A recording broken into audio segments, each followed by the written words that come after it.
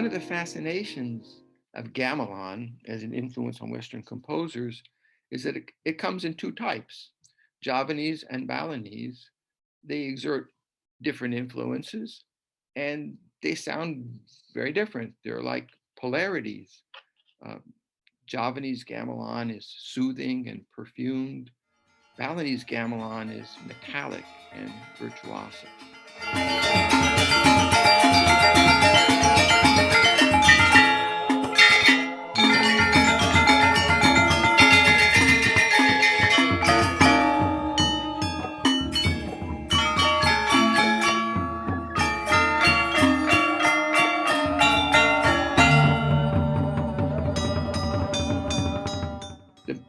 Prophet of Balinese gamelan in the West was the Canadian-American composer Colin McPhee, who lived on Bali in the 30s.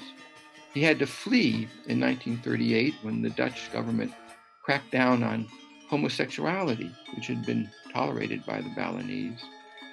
And for the rest of his life, he was stranded in New York and Paris, longing for Indonesia. He wrote that programs of new music that I once delighted in now seem suddenly dull and intellectual. For a recent streamed performance of the Harrison Violin Concerto, I had occasion to tour the instrumentation. I'd like to introduce first Greg Akagi, who is playing a collection of instruments, tin cans, and also a clock coil, which he's mounted on a sounding board to increase the volume.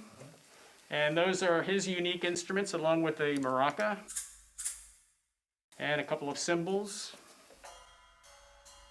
All right. I am playing a collection of flower pots, lead pipes, some of them suspended so they ring,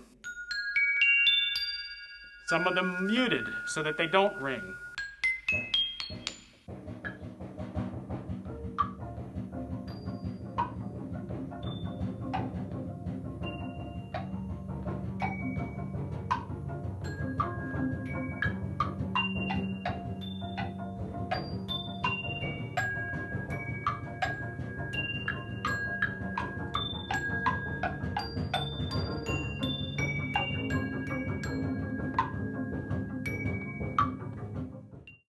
And here is what it sounds like with the violin added.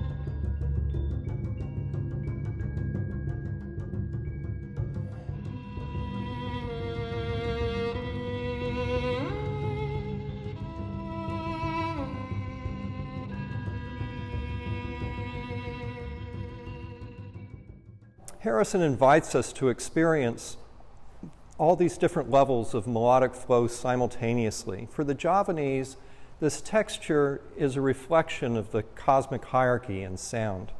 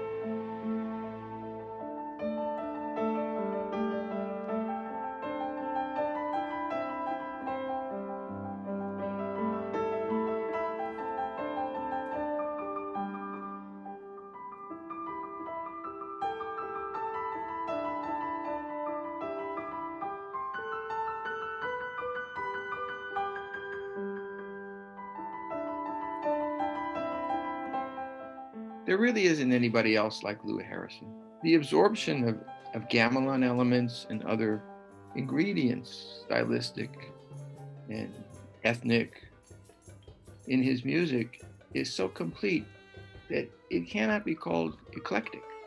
It's all of a piece. But I do think he can be called American. I would say that his self-made, learn by doing, try everything approach is characteristically American, and so is his polyglot range of affinities. I would say that Lou Harrison embodies post-classical music, a contemporary musical landscape supplanting the modernism of the 20th century. The modernists cherished originality and complexity. They composed for an elite, learned audience.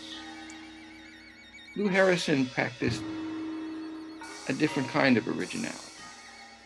He was not afraid of simplicity. He composed for a wide community of listeners, and in the case of gamelan, of practitioners, including himself. A composer far ahead of his time, he was an apostle of world music before there was a name for it.